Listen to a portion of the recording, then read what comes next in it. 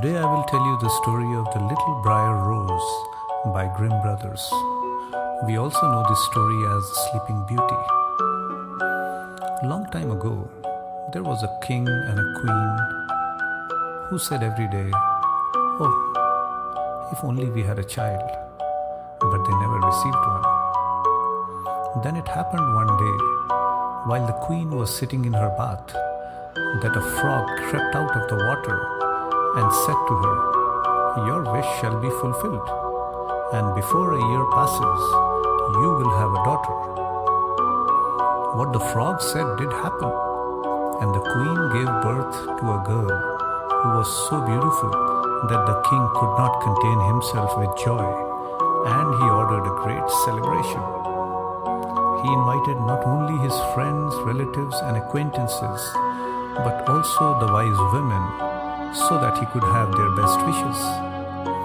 There were 13 of them in his kingdom, but because he had only 12 golden plates from which they could eat, one of them had to stay at home. The feast was celebrated with great splendor, and at the end the wise women presented the child with their magic gifts. The first one gave her virtue, the second one beauty, and the third one wealth, and so on, with everything that one could wish for.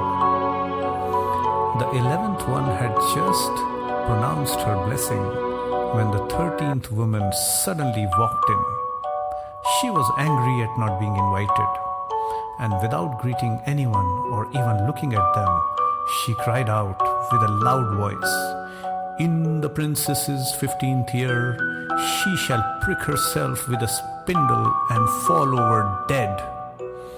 And without saying another word, she turned around and left the hall. Everyone was horrified. But the 12th wise woman, who had not yet given her wish, stepped forward.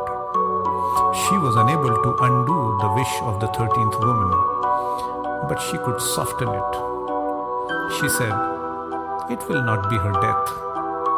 The princess will only fall into a 100-year deep sleep." The king wanted to rescue his dear child, and he issued an order that all spindles in the entire kingdom should be burned.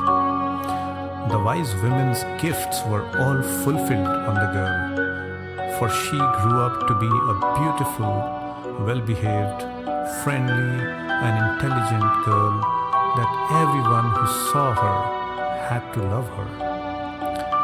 Now, it happened that on the day when she turned 15, the king and queen were not at home, and the girl was all alone in the castle. She walked around from one place to the next, looking into rooms and chambers as her heart desired. Finally, she came to an old tower.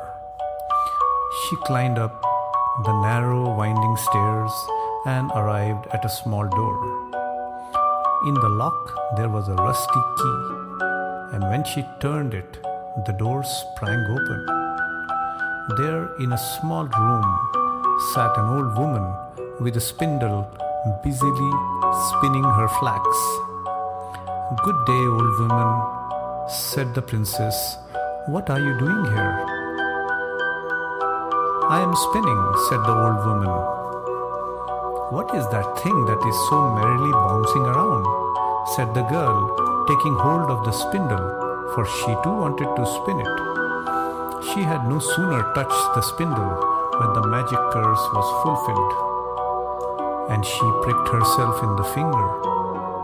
The instant that she felt the prick, she fell onto a bed that was standing there, and she lay there in a deep sleep. And this sleep spread across the entire castle. The king and the queen, who had just returned home, walked into the hall and began falling asleep, and all of their attendants as well.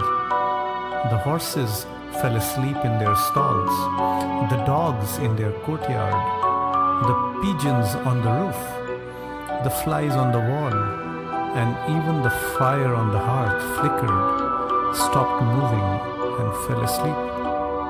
The roast stopped sizzling.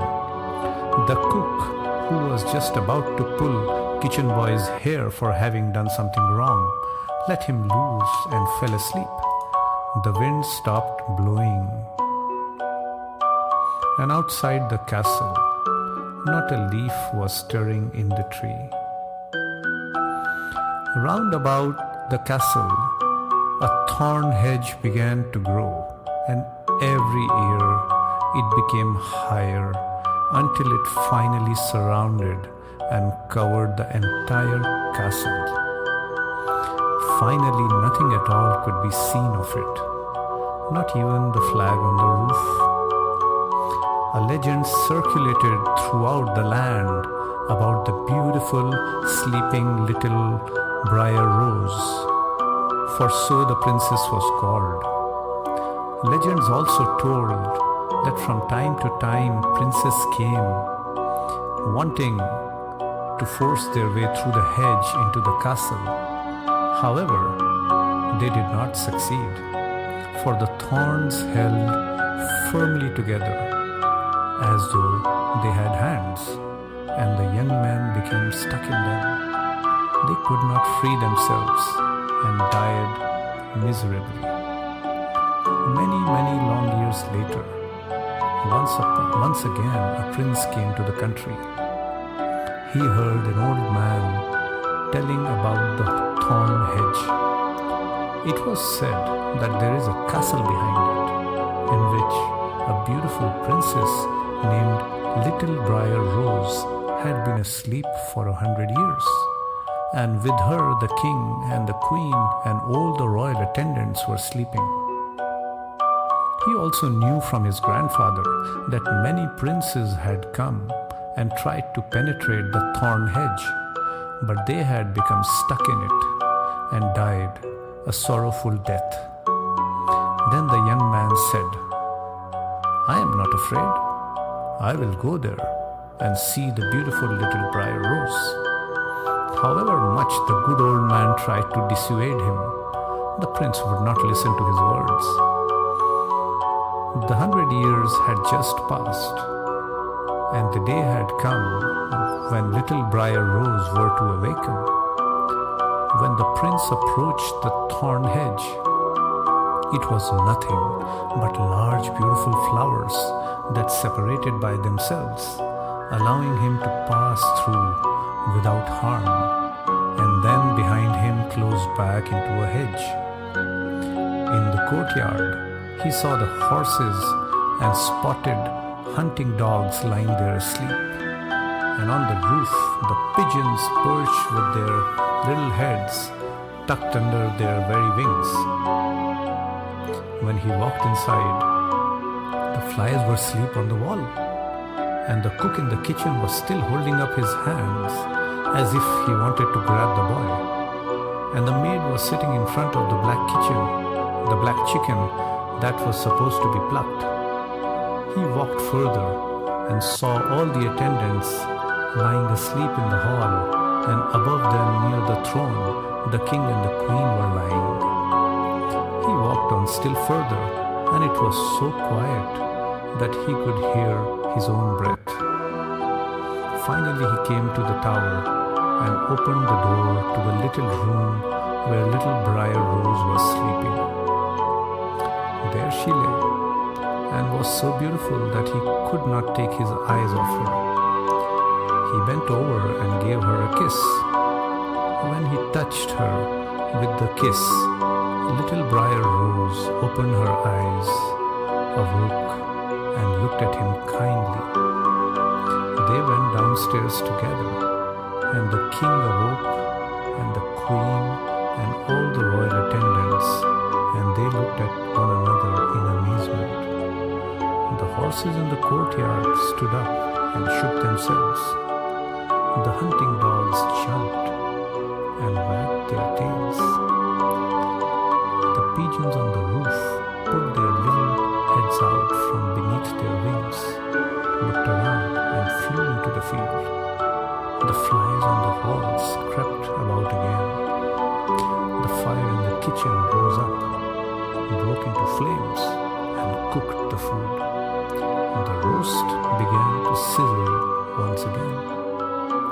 The cook boxed the boy's ears, causing him to cry, and the maid finished plucking the chicken. And then the prince's marriage to little Briar Rose was celebrated with great splendor, and they lived happily until they died.